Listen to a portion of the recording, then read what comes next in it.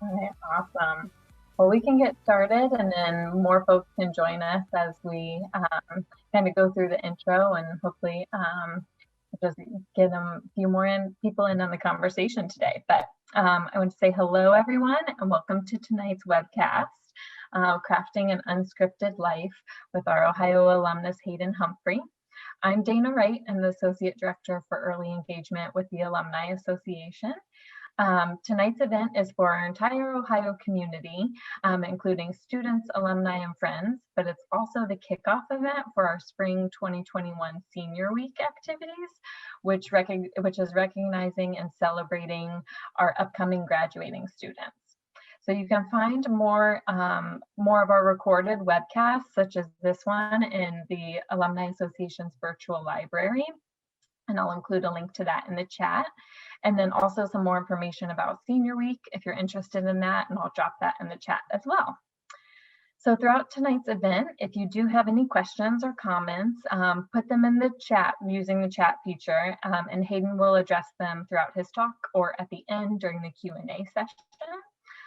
If you do have a question, it might just be helpful if the chat gets a little busy to put #question before typing out the rest of your questions, so it's easier to pick out the questions that Hayden can answer as we work through the chat. So now I'd like to introduce tonight's speaker. Hayden Humphrey is a 2015 graduate of the Honors Tutorial College. Hayden is an uplifter out to help people craft unscripted lives. Hayden empowers people to break up the script of how life is supposed to go so that you can build lives and careers that are authentic, aligned, and joyful. So Hayden also works with individuals through a private one-on-one coaching practice and a group coaching program called Unscript Your Life. He is also has founded Lift Apparel, a conscious clothing company that spreads love and supports mental health by donating 10% of profits to mental health advocacy organizations. And you can check all of that out at wearlift.com. So I know that we've all been looking forward to hearing from Hayden. So without further ado, I'll pass it off to you. Thank you so much, Dana. And thank you specifically to the Ohio University Alumni Association for hosting me. I am super excited to be here tonight with all of you. Thank you so much for coming out and spending some of your Monday evening with me. My intention for this evening is to spend about an hour to an hour and a half with all of y'all. I want to share some of my story, some things that I have learned before and after graduation, and hopefully inspire all of you to leave with a different perspective or a different way to think about your lives and your careers. I also want to make this super interactive. I don't want it just to be me talking at you for like 90 minutes. So I'll be asking you some questions throughout the course of the content, and also giving you some opportunities to reflect on what I am sharing, and then share those if you're comfortable with it. And if you're open to it, would also love to see your face. Not a requirement, but if you are comfortable turning your video on, hanging out with us, that's totally great as well. But before we jump in, I'd love to just hear from y'all just a couple things that I was super curious about. So if you could just put in the chat your graduation year and what you majored in. Love to see what we've got in terms of your graduation year, and then also your major. Just go ahead and stick that in the chat.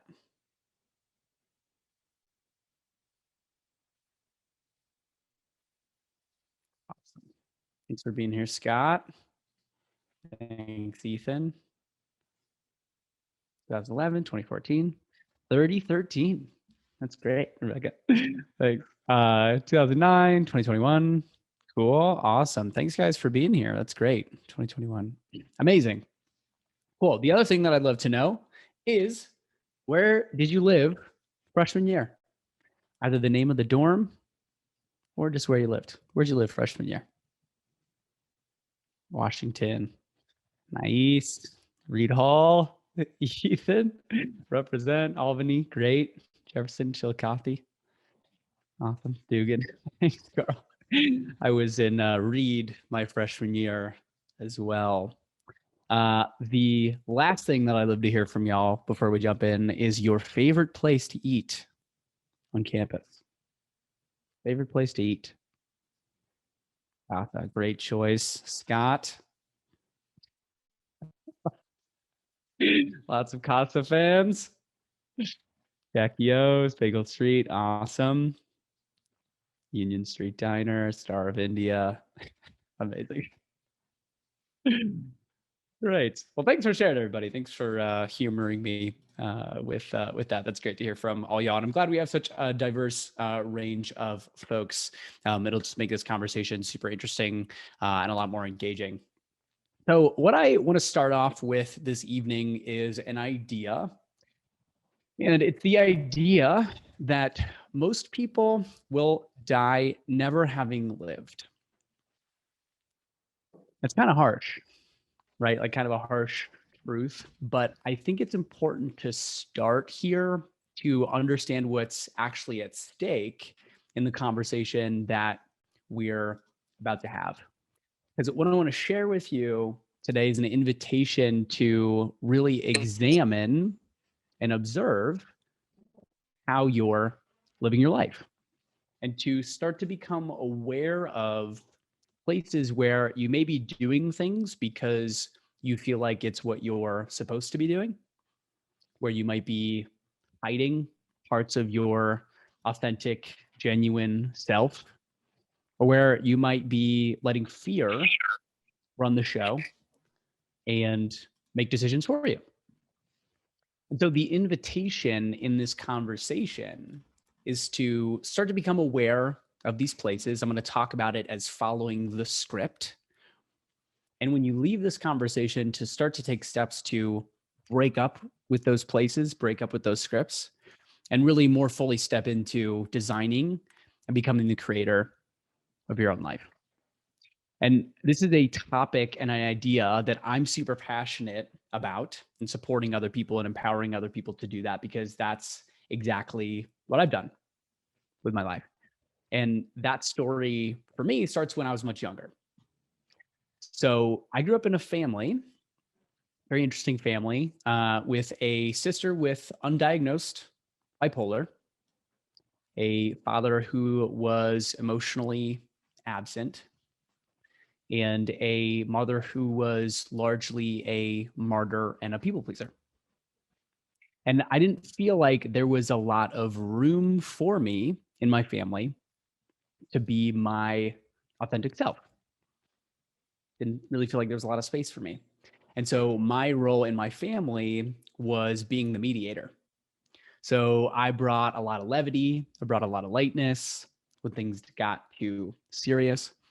I got really good at staying out of the way, being super nice, making sure that everybody else was happy. And so I picked up this idea of who I was supposed to be and how I was supposed to go through life at a super young age. And for all intents and purposes, it was basically a people-pleasing script. So how I was supposed to approach life, how I was supposed to navigate through life, was being a people pleaser. And underneath it, it said that if I was just super nice to everyone, if I didn't make waves, if I didn't upset anyone, and worked really, really hard, then I'd get everything that I wanted in my life. Took that into high school when I got older. I was super shy during my freshman and sophomore year of high school, very unsure of myself. And then I found the swim team. And this was a game changer for me because it was something that I could work really hard at. And the harder that I worked, the more that people seemed to pay attention to me. So it was almost like this thing that I had learned when I was younger was working. The script was working. Just be nice to everybody, work super hard. Everything's going to work out the way that you want it to. And so I doubled down on that in college. It's kind of interesting looking back. I had this like unconscious mission to be like the most widely recognized student in the College of Business. It was like this insane motivating force to just do everything, be perfect, be excellent, be impressive. And that worked too. I got involved in a bunch of stuff. I knew a lot of people when I was in the College of Business, but at the same time, I was exhausted. I was overwhelmed all the time, constantly anxious, constantly running from one thing to another. I mean, it got to the point where I had to stand up and eat lunch most days because I was so back to back that it's like I didn't want to waste the time of sitting down to eat. I was also really emotionally disconnected. I made very few deep, connected, intimate relationships in college. It was all surface level. Because again, my whole strategy was if I'm just super nice to people, not connected, just nice to people, and work really hard, then it'll work out. Then I'll get what I want. Did the same thing post grad. When I was thinking about where I wanted to go, I was basically thinking, what is the most impressive career or company that I could work for, the most impressive thing that I could do. So I decided to move across the country where I didn't know anybody to San Francisco, first to work at a startup, and then later on to work at a rotational program for LinkedIn. So I'm humming along. Everything seems great. Flash forward 2 years later, in the beginning of 2017, I find myself at LinkedIn in a sales role. And what ends up happening is I'm in this role for about 6 months. And there is a month where I missed my quota. I missed my sales quota. There were a certain number of meetings that I had to set up as part of this job. And going into the month, I didn't have enough meetings. So I worked my tail off that whole month. Like it was such an all-consuming desire and what felt like compulsion, this need to hit this number, the sales quota, that it completely changed how I related to myself and how I related to other people too.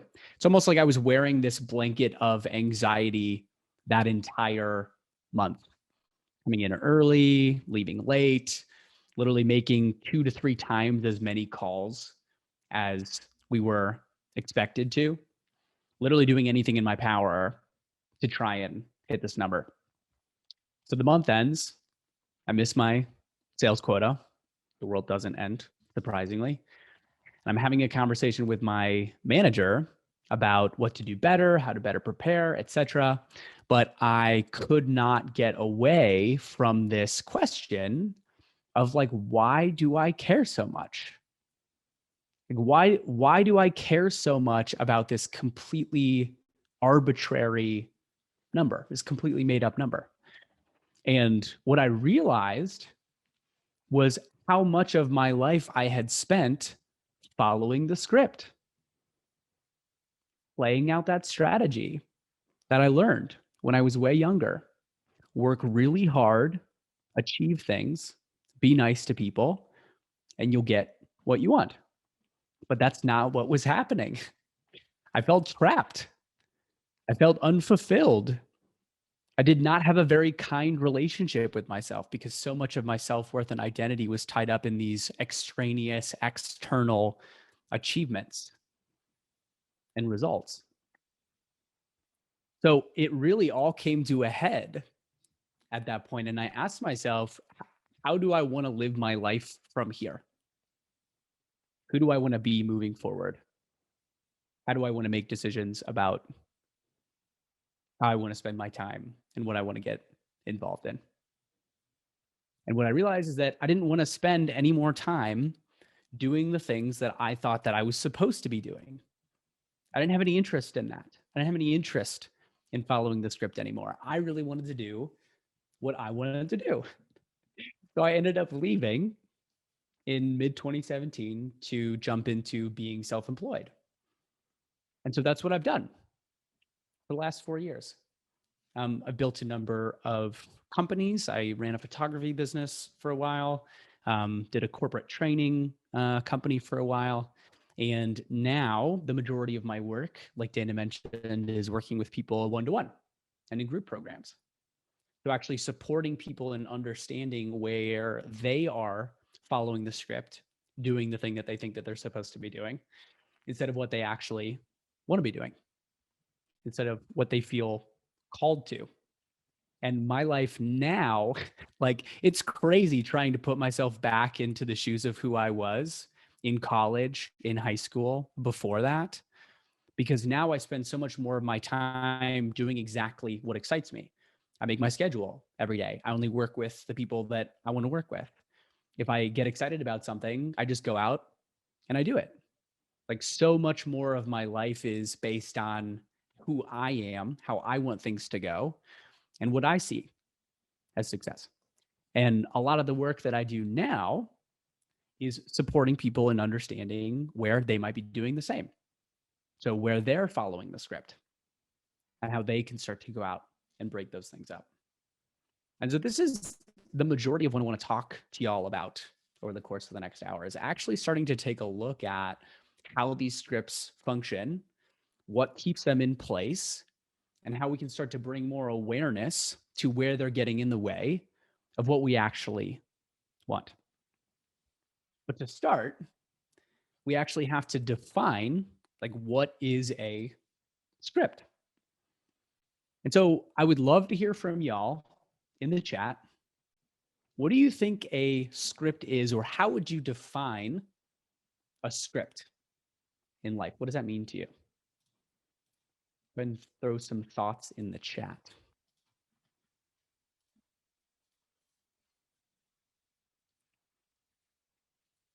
What other people expect of you? Definitely.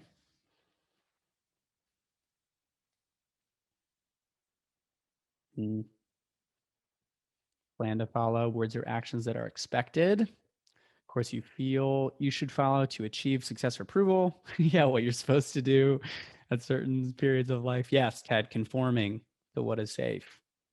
Absolutely. Yeah, so a lot of predictability, a lot of shoulds, right? What we're supposed to do. Yeah, Kishana, performance for the public. Absolutely. Thanks for sharing that. So how I define a script, pretty much exactly what y'all said. A script is a story about what life should look like. It's this conception that we have, this idea that we have about how things are supposed to go, how they're supposed to look, how they're supposed to turn out. And everyone has some flavor, multiple flavors of these scripts. But the interesting piece is that we pick them up from the exact same place. When you think about it, we come into the world a blank slate, right? When you're born, you don't have an identity, you don't have a worldview, you don't have a belief system. So, in essence, you are an empty vessel when you're born. And you have to be conditioned and trained to operate inside society. You have to be taught how the world works, how money works, how relationships work, how manners work. And we learn those things through our interactions with other people. So, our parents, our teachers, our classmates, the media at large. And so, how we learn about the world is we observe those people, we interact with those people, and we go, oh, this is how I'm supposed to operate in the world. This is how relationships look. This is what success looks like. This is what it means to live a meaningful, successful life. And so our perspective and our belief systems about the world get created by mimicking and observing other people's perspectives and belief systems. So by the time that we're in our early teens, we've unconsciously picked up this understanding of how the world operates and our place in it. But the key here, the key piece, is that we did not have a conscious hand in developing and creating the way that we see the world. It was actually given to us by other people whose perspectives and belief systems were given to them by someone else. And so often we end up feeling trapped in these stories because they weren't really made for us. They were given to us based on other people's experiences, other people's perspectives, other people's ideas.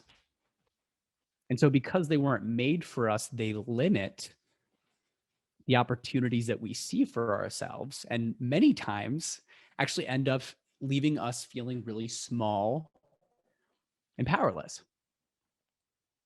You know, it's like if you've got a family full of lawyers and that's the idea of success, like, of course, you're not going to go out and start a hula hoop company that you're really excited about. That's not for you. That's not what your family does. That's not what we do. What are people going to think? What's my family going to think of X, Y, or Z? So often these scripts, these stories, they're disempowering, they're negative. Because and I forget who said this earlier, they're based in conformity. They're based in this is how everyone does it. They're based in this is the safe way to go. And conformity is a process that's based in fear. It's the fear that I'm not okay as I am.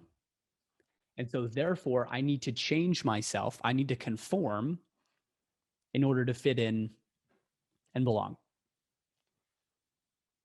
And it's really that fear that drives us to follow the script, to do the things that we think that we're supposed to be doing, follow instructions, right?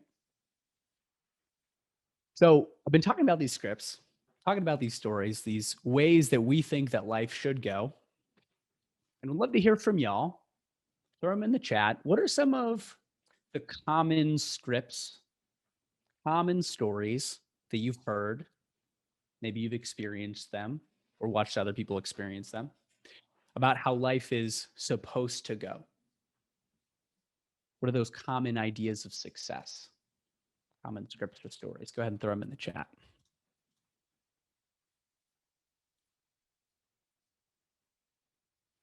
Everyone needs a college degree, definitely. Yeah, college, career, family, retirement for sure, Scott. Mm-hmm. Job, marriage, kids, absolutely. Sharon, Marilyn. Economic success, relationship success, home ownership, having a family. Travel first, then family and job. Yeah, Devin, absolutely. You need health benefits. You need a job that has good health benefits. Yeah, respectable jobs. Thanks, Arlie. Thanks for saying that. Absolutely. Job titles, high salary, prestige of various kinds. Definitely. Thanks, Ted. So I wanted to share, yeah, Carl, for sure, social media expectations. So I wanted to share some examples of scripts, of stories that I've experienced and people that I work with have also struggled with. And a couple of y'all called this out already, but one of the biggest ones is this idea of go to high school and you go to college, go to good college, get a degree, and you go get a really nice job at a fancy company, and you go buy a house, and you start a family, and you get promoted, and then you retire, and then you're happy. That's it. Simple as that. I know I definitely got caught in that. I had that story of like this, I'm doing all the right stuff. I'm getting a business degree from this good college, and then I'm going to graduate and I'm going to go work at this respectable company with great health benefits. and everything's going to work out great. And as we all know, I assume not necessarily the case, right?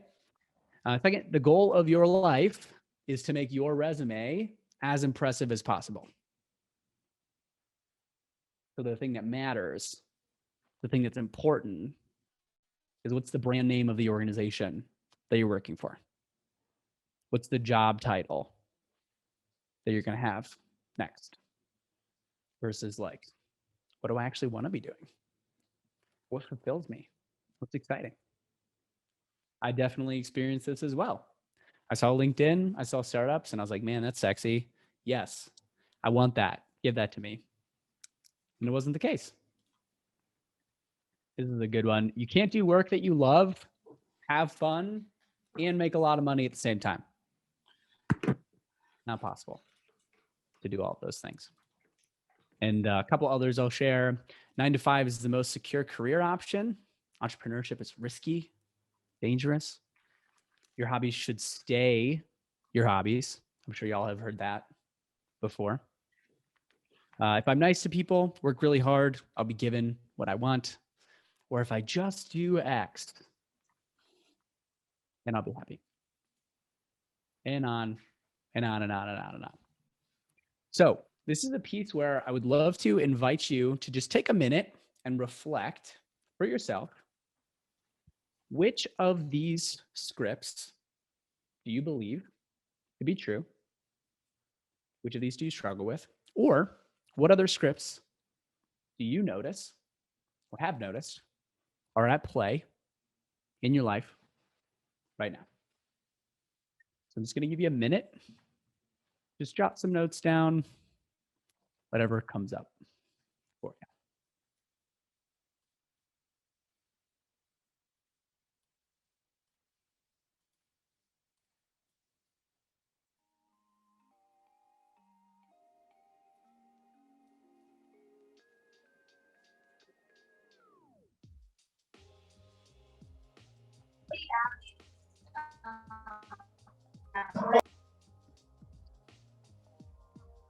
Thanks for sharing, Devin and Maddie.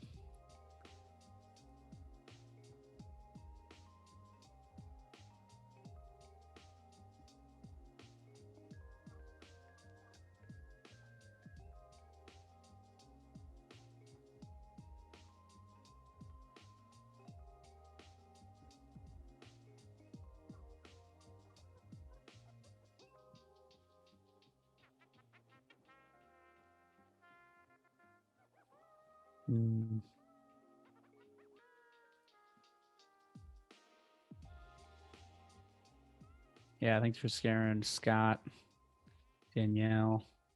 If I'm pronouncing that correctly, let me know if I'm not. Well, would love to hear from other folks as well. So as you're thinking about these scripts, which ones resonated with you? Which ones rang true?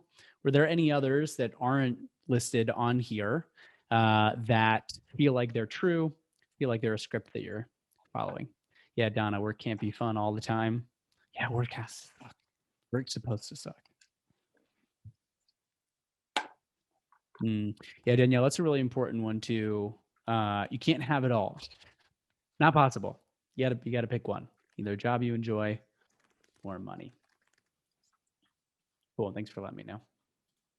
Yeah, keeping up with the Joneses for sure.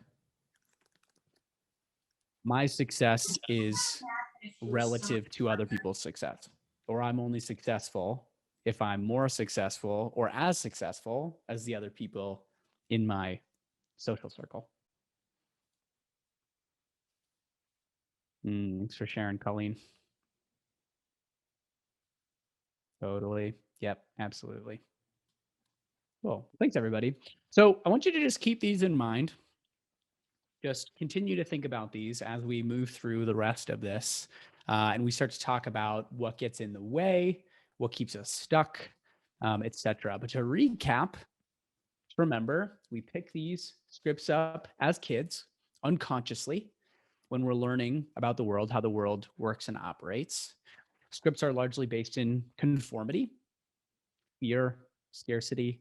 This is how it's supposed to go. This is the safest option.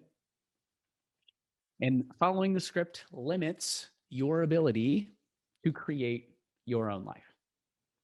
Because if you're conforming, you're not truly expressing who you are, what you're about, how you want to create your life and your career.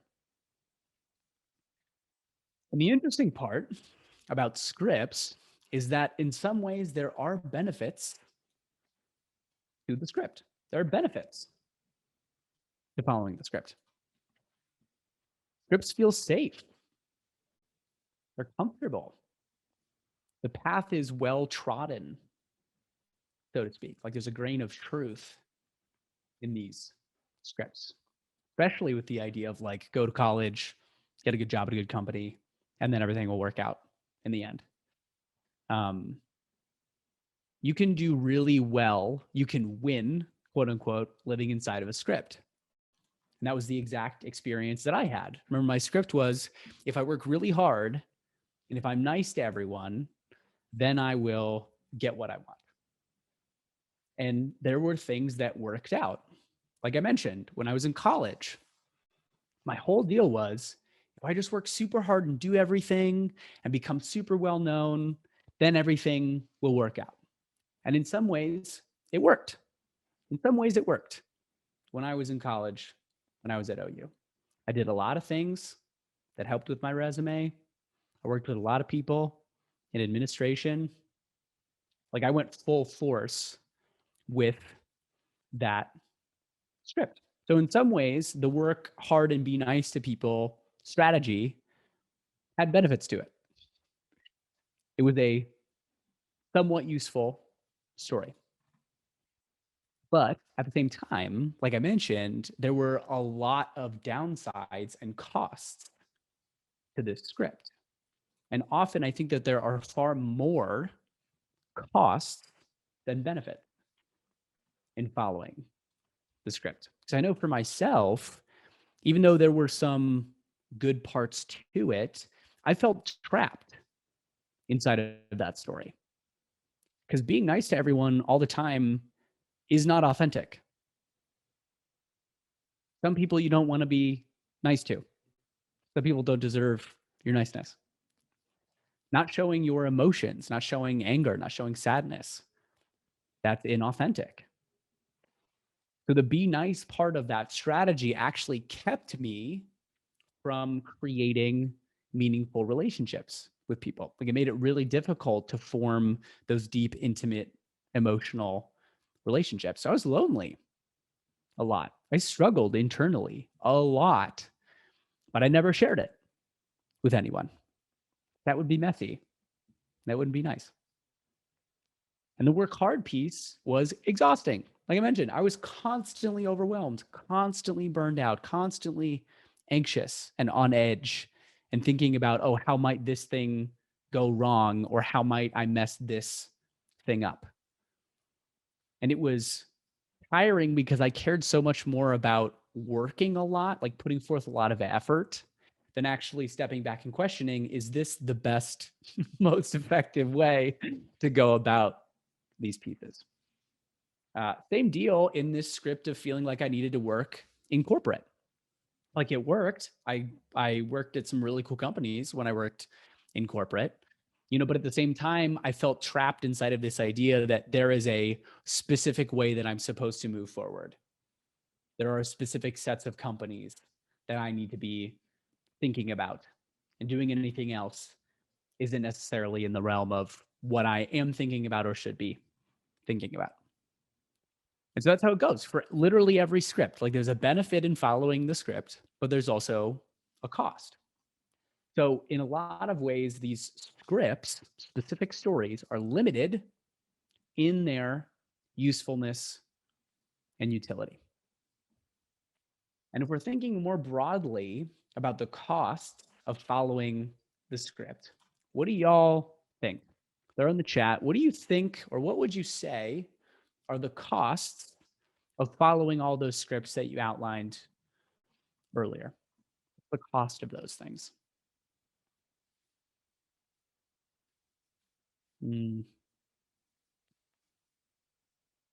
Life's too short, for sure. Yeah. Personal fulfillment. Yeah, knowing yourself. Thanks, Carl.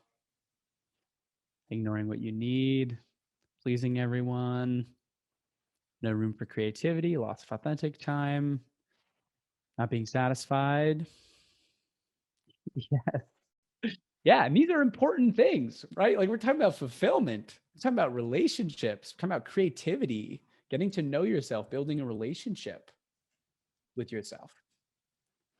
And so when we think about the costs of following the script, usually there's some feelings associated with that.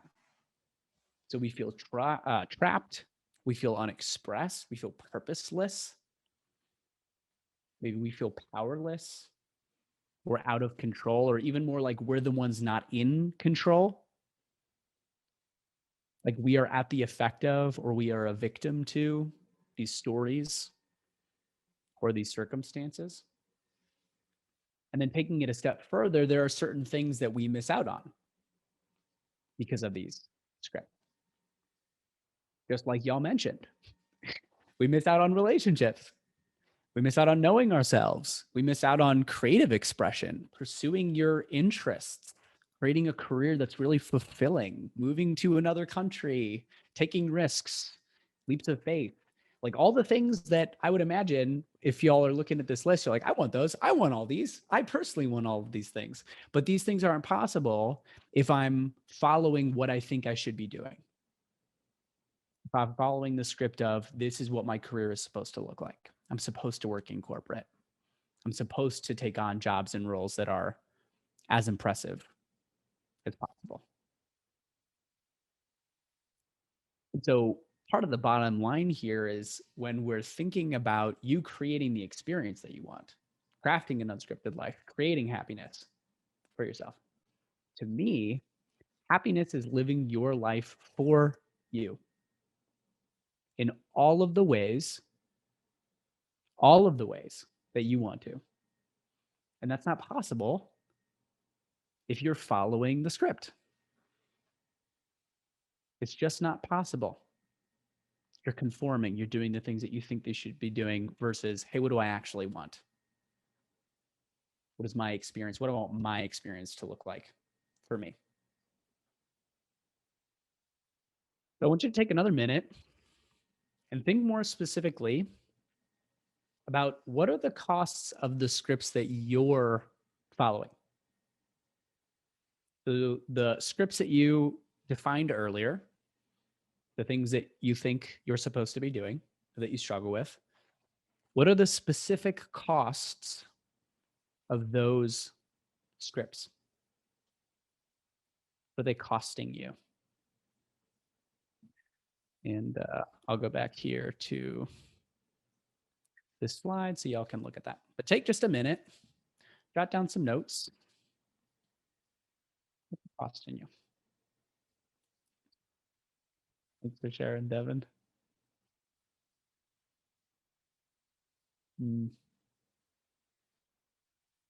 Yeah, minimizing what's truly important, family relationships, authentic relationships, not being yourself. Thanks for sharing, Amanda. Not feeling fulfilled, costing you your health. Yeah. Anything else that's costing you specifically? Your energy. Yeah. That's a big piece. That's an important one, Marilyn. Thanks for sharing that. Brilliant. So to recap, cogdom. I've not heard that word, Scott. Thanks for sharing. I'm going to use that now. To recap, scripts serve a purpose.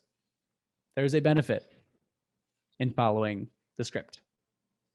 It is a path well trodden. We know what to expect if we follow the script. So in a way, you can win. There is winning inside of these scripts. But ultimately, they're limited in their usefulness, and there are major costs.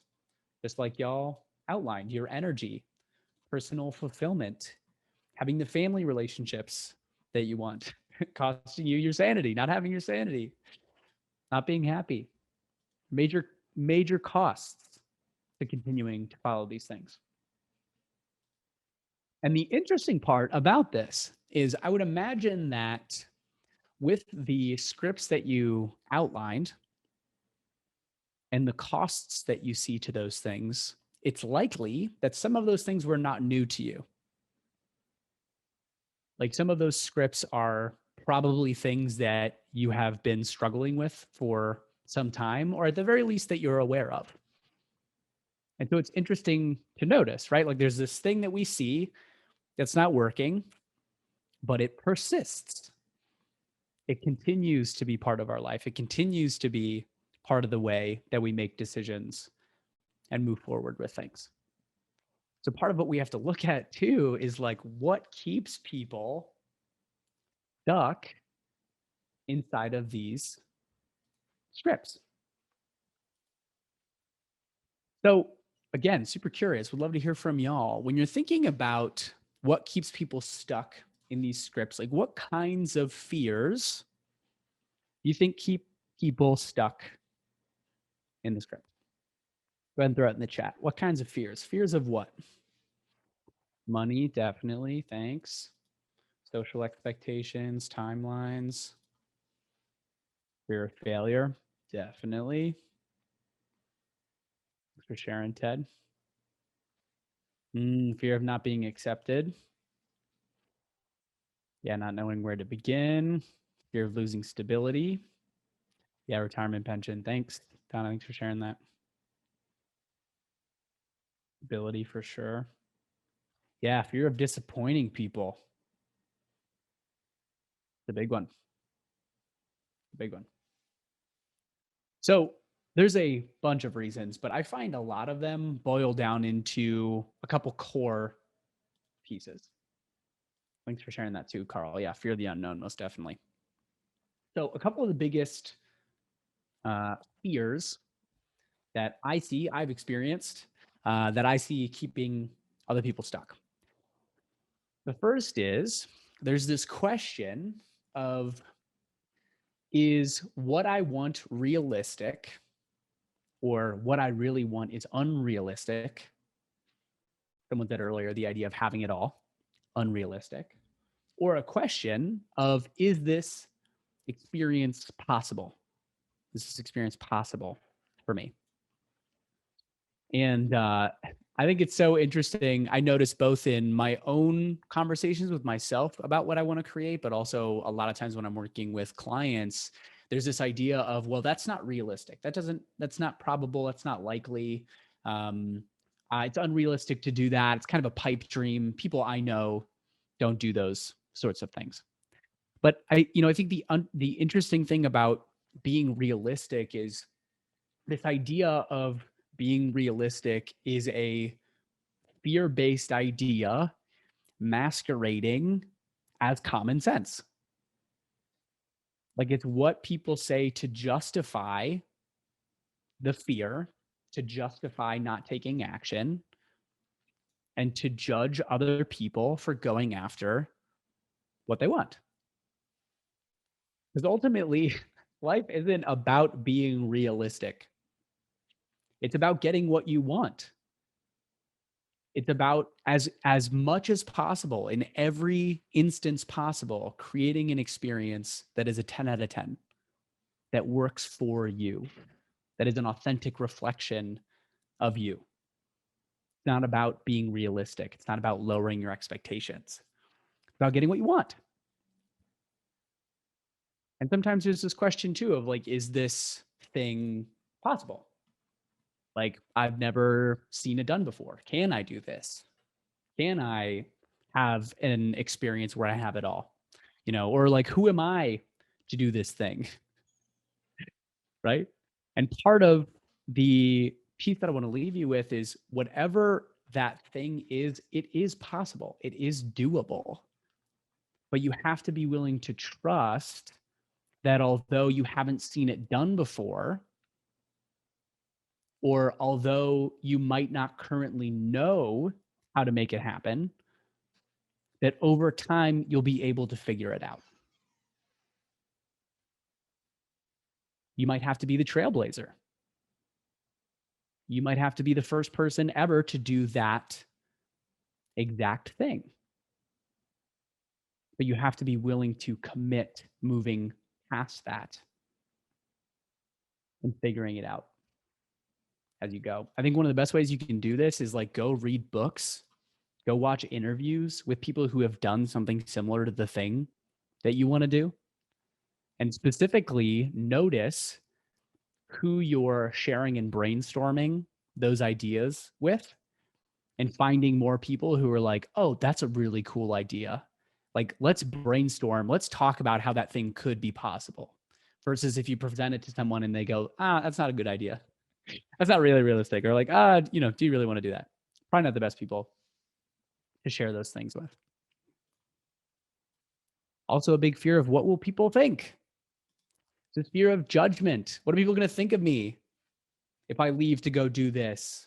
Or if I take my family traveling around the world, or if I leave this safe and comfortable job.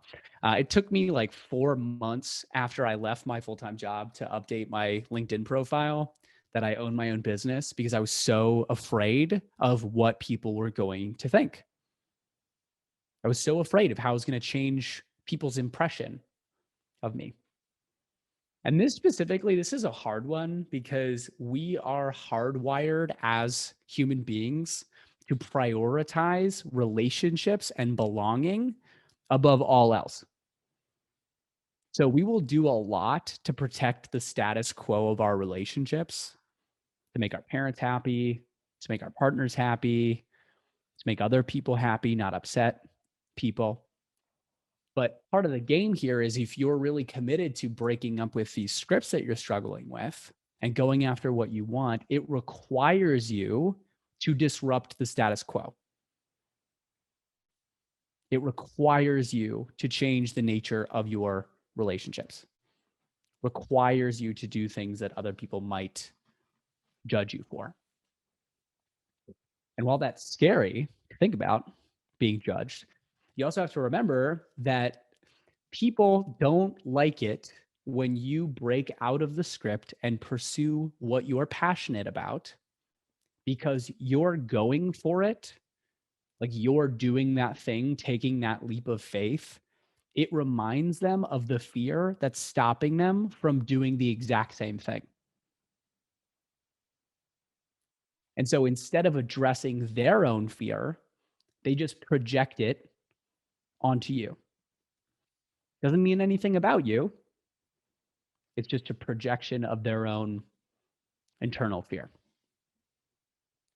And when it comes to judgment, a piece of advice that's really helped me is don't take advice from people that you wouldn't trade places with. Been really powerful. I've had people give me advice before. I'm like, that's very counter to what I'm doing right now or what I want to be doing. And I had to take a step back and go, well, I actually don't want their life. I don't want to be them. I wouldn't want to trade places with them. So why would I take advice from them? Because everyone gives advice based on how they see the world and based on how they think people should be living. So don't take advice from people you wouldn't trade places with. Another fear is, what if I fail? What if I go out and I try this thing and it doesn't work? I struggled with this a lot the first 2 years of my business. It's difficult. Struggling with pulling in enough money each month to cover myself and my living expenses. And there's this question in the back of my head. Am I made for this? Am I built for this? What happens if this fails and I have to go get another job, whatever it might be? And consider that in failure, it's actually a really great thing, because you're getting that much closer to the thing that you want. You're that much closer now to this thing that you want than the people who didn't do anything at all. Failure is progress. Failure is part of the game. It's a requirement in breaking out of the scripts, crafting an unscripted life. And it's interesting because we are terrified of failure. We're terrified of making mistakes, of getting it wrong, of looking stupid in front of people. Like, Guys, I have looked so stupid in front of so many people, but those are the situations where I learn the most about myself. Every time, without fail, I'm so grateful for those experiences because failure has been the absolute greatest teacher. And when you remove the idea that failing means anything about you as a person, you can actually then use it as a tool. It becomes this very intentional, conscious activity to participate in. And it's like, how do you fail bigger? How do you fail faster? How do you feel better? And when you learn to love failure, unstoppable, unstoppable. What if I can't do it? If I can't do it? Or said another way, can I trust myself to be able to do this? Am I capable of going out and doing this thing? Part of the question that I would ask for this is, do you, and everyone just take a minute, think about, do you have people in your life, parents, family, friends, that you trust to come through for you? Like people that will drop everything and show up when you need them to show up.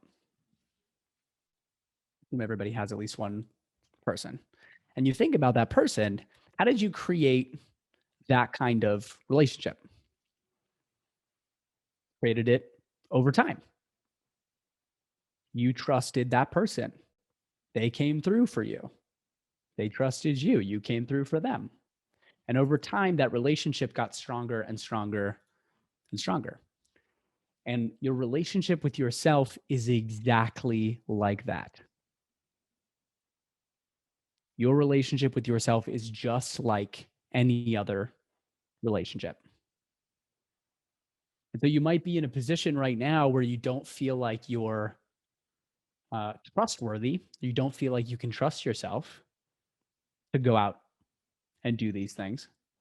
But you have to understand that that's not a life sentence. It's not set in stone.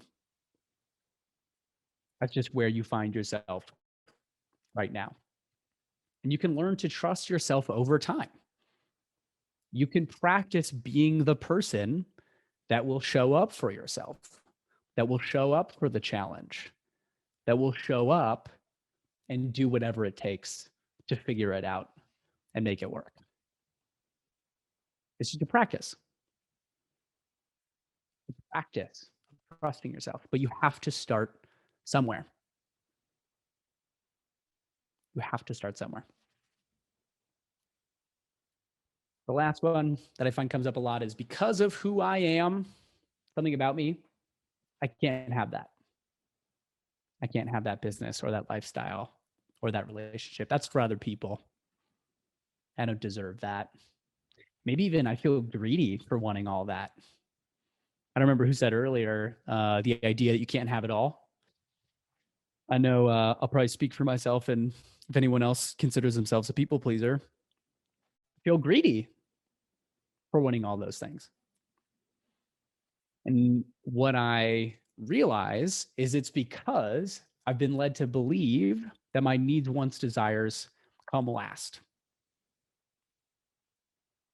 And that my getting what I want leaves less for everyone else. But that's not true because life is not a zero-sum game. It's not like there's only so much pie, there's only so much presence, there's only so much love and connection to go around. And that if you take more, it leaves less for everyone else. In reality, you breaking out of your scripts, creating something different for yourself, living a more purposeful, exciting, authentic life actually creates more for other people. Because at the highest level, you're putting yourself into a position where you can serve people more powerfully because you're doing work that really lights you up, that fulfills you. You can give more of yourself in relationships because you're in touch with who you actually are. You can inspire other people to live more authentically and truthfully because that's exactly what you're doing in breaking out of the script and creating your own life. And so we look at these fears, and these stop people all the time. And I find, and this is sort of the kicker, I find that there's this idea that, and I struggled with this too, that these fears are going to magically one day vanish. A lot of what keeps people stuck because they think, oh, well, I'll be more ready next year, or I'll be more ready after this next promotion, or once these circumstances change, or once my parents just finally get it or understand, or whatever it is. But the bottom line is these things will never go away entirely. They will never go away. They will continue to be there. And the opportunity is not letting that stop you. It's about holding the fear at arm's length and saying, thank you. Thanks for working to keep me safe and to protect my sense of belonging and to protect the status quo. But I don't want to do that anymore. That's not how I want to make decisions. I want to make decisions differently. And so act as if the fear will never go away, because it won't. You'll just get better over time at taking action in spite of the fear. What they say courage is. Courage is feeling the fear and doing it anyways. So question for all of you. Love to hear from you in the chat. Which of those fears are keeping you stuck in your scripts? So which of these fears? What I want's unrealistic, fear of judgment, what are people going to think of me? What happens if I fail? What if I can't do it because of who I am? Can't have that. Yeah, failure. Thanks for sharing, Keyshawn. Scott, what if I can't? What will people think because of who I am? Thanks, Arlie. Failure. Thanks, Dana. What will people think? +1 to failure. Thanks, Carl. Fear of failure. What if I can't do it? Absolutely. Yeah, totally get that, Colleen. Yeah, Ted 3 and 4. Awesome. Thanks for sharing. Yeah, this thing's unrealistic. Feel you, Dana. What do people treat me differently? Definitely. So we have talked about what scripts are, talked about the costs of them, talked about the fears that keep people stuck and how they don't need to. We can actually choose to move past those if we want to.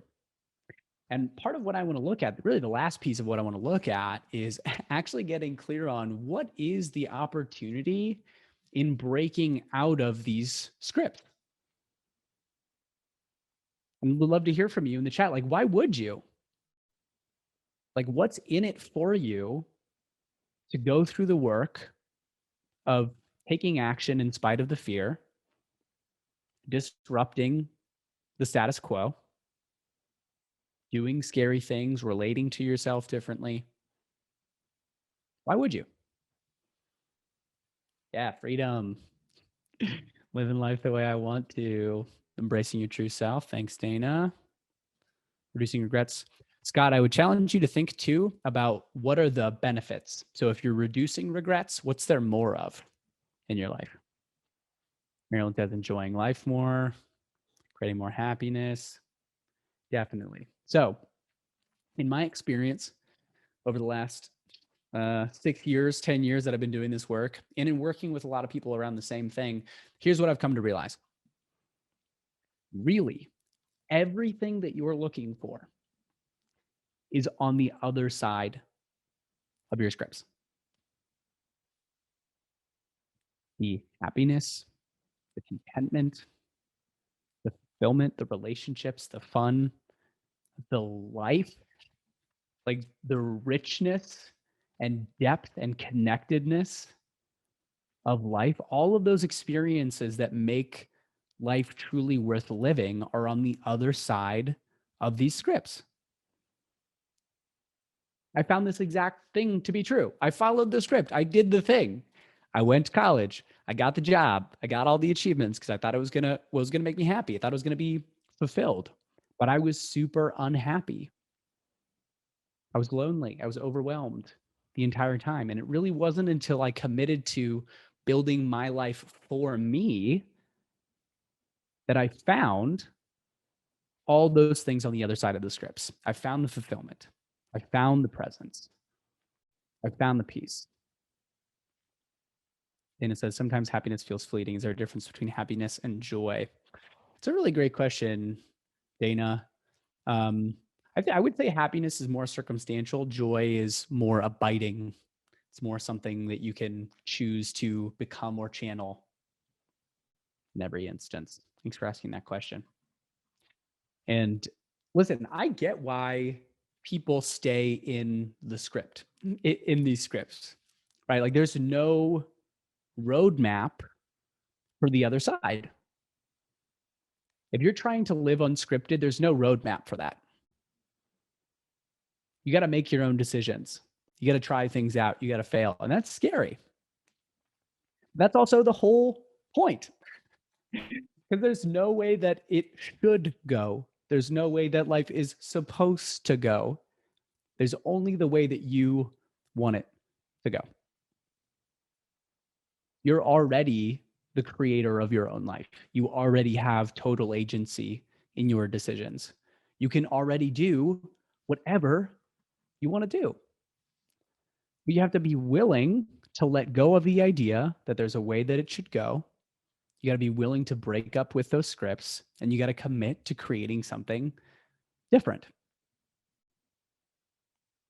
So for the last piece of this, I want to support y'all in really starting to craft and get in touch with, like, what is this new unscripted experience?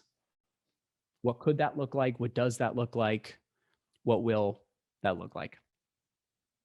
So we're going to do a short visualization. So I'm actually going to invite all of you to close your eyes. Brief period of time. We're just going to take a couple deep breaths. Have you breathe in. Hold at the top for a second. And breathe out. Hold it at the bottom. Maybe breathe in again. Hold at the top. And breathe out. Let's do one more. Breathe in. Hold at the top. And breathe out. All right.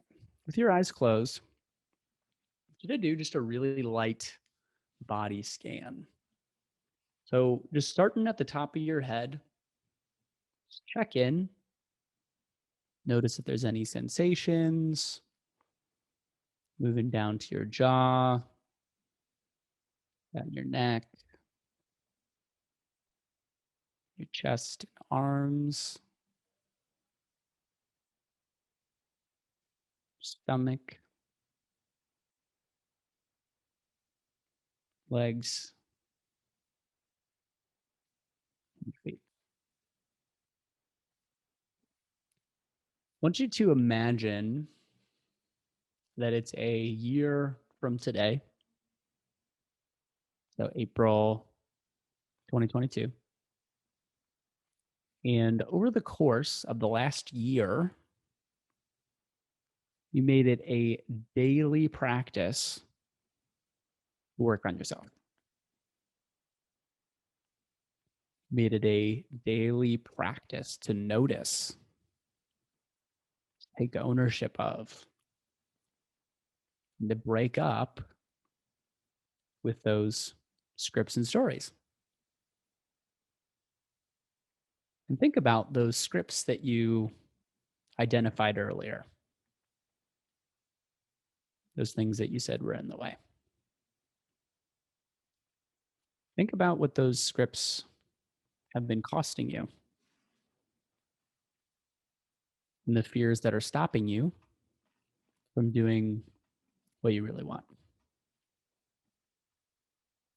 So in a year from now, you eliminated all of those things. So the scripts, the cost, the fears, it's almost like you have forgotten that they existed.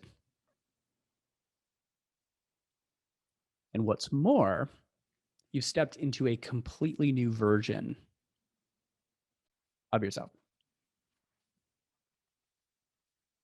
You trust yourself fully, wholly. You own what you want. You pay no attention to the judgments of others.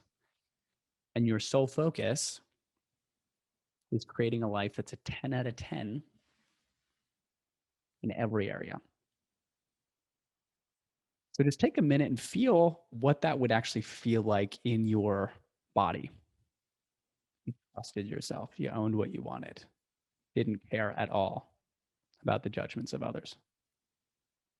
How would your posture change? How would your energy change? How would your relationship to yourself change? And if that's how you're showing up every day, in every conversation, with every decision, what would your career look like a year from today?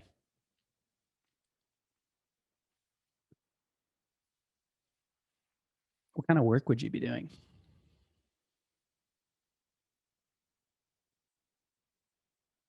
Would you be impacting people and pursuing your purpose?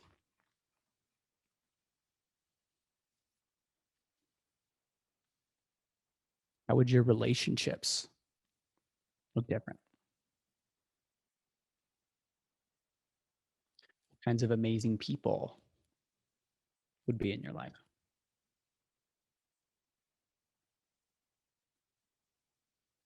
Who would you have as a partner? What would your relationship with them look like?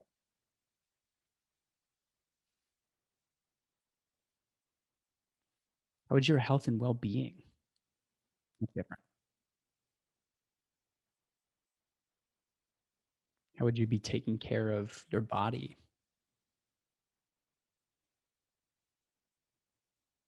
your mind,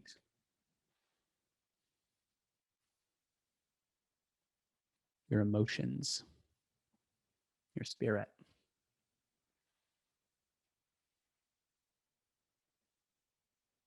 How would your relationship with yourself look different?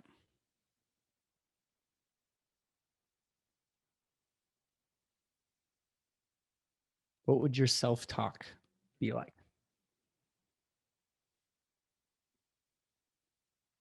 How would you be showing up in the world?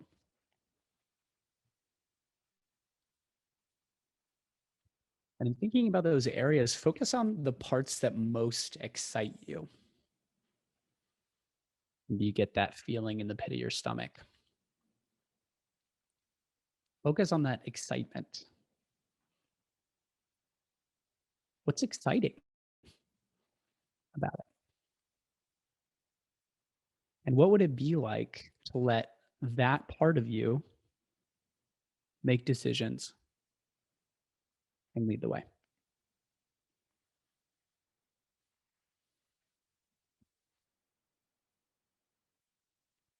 All right. If you had your eyes closed, you can open your eyes, come back to the present.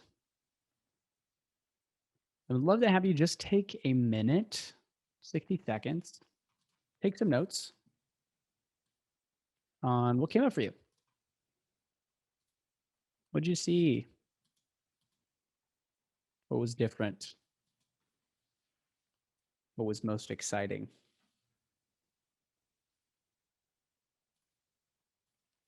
And as you're taking notes, would also love to hear in the chat what came up for you. What would be different? How would things change?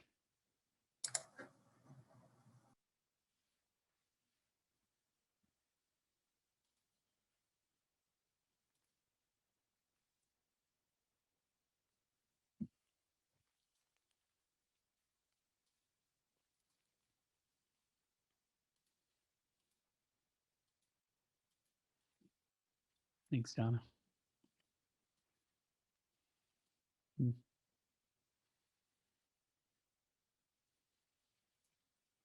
Nice, more presence. Yeah, relief. Thanks for sharing.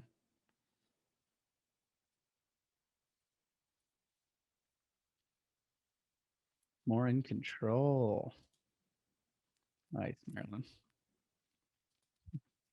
Practice smile, thinking, not caring what others think about me. Love it. Hey, now it's the whole game. Only a few years from retirement, I'm too afraid to change that part, but thought of what I could change. Yeah, thanks for sharing, Susan. Yeah, that might be part of the game too, is if retirement didn't have to look like the way that you thought it did. What else could that include? What else could that look like? Very nice. Anything else? Anyone saw, came up for you, resonated for you?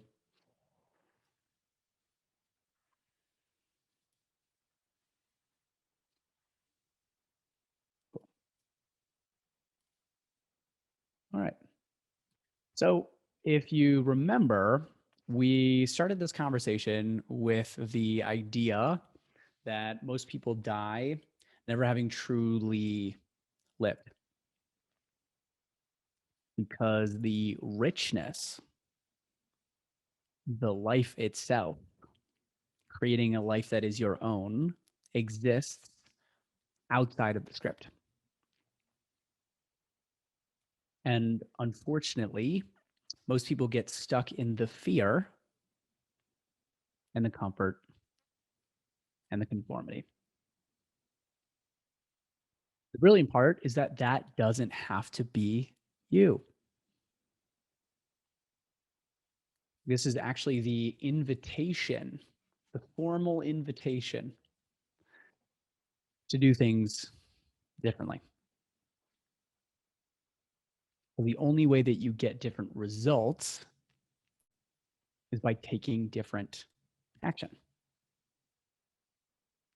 So my encouragement, my advice to all of you is to do something about the scripts that you're struggling with. Take some sort of action, even if it's nothing that you've ever done before. Like, don't let this be a nice conversation that you came to that one time on a Monday in April. Like, actually start to take a look at how could you move things around, shift up your perspective, start to do things differently, and actually create your own unscripted life.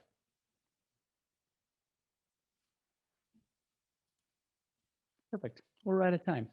So I wanted to leave some time here at the end for questions, if y'all have any. Also, feel free to connect with me online. Super active on LinkedIn.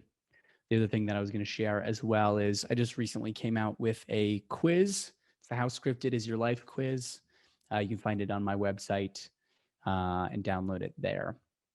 Scott asks, do you encourage further reading of MJ DeMarco? I actually don't know MJ DeMarco, Scott. So not super familiar with him, but if he talks about this stuff, I would highly encourage that reading.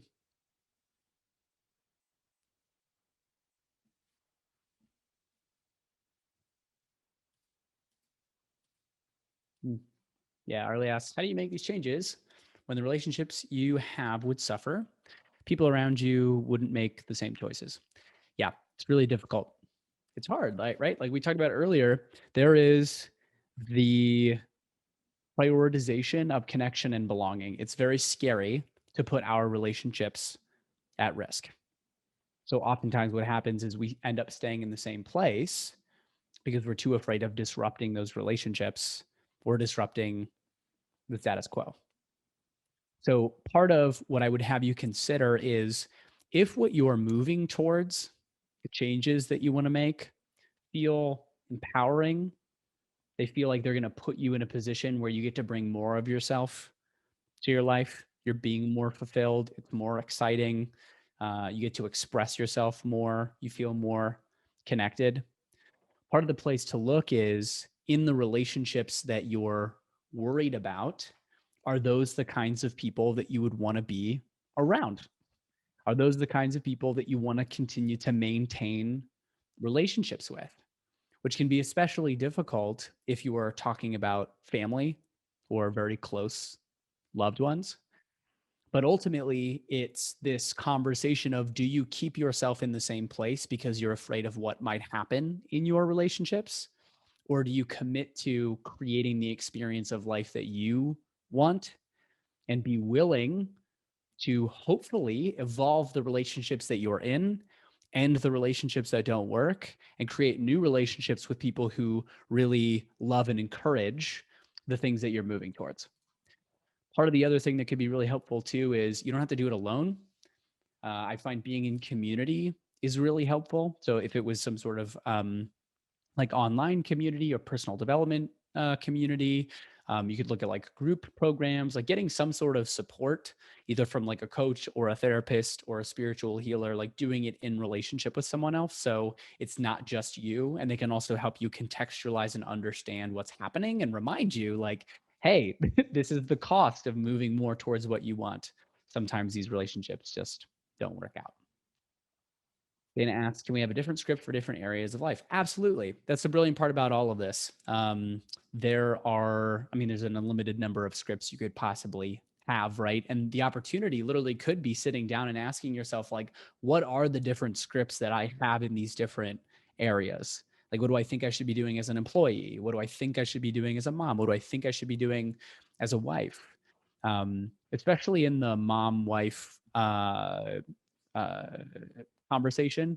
I find there's a lot of scripts there about like what it means to be a good parent, what it means to be a good mom, et cetera, that actually stops you from you creating the experience that you want to have. So yeah, I would say absolutely. And there's a cool opportunity to actually start to like articulate and find out what those things are.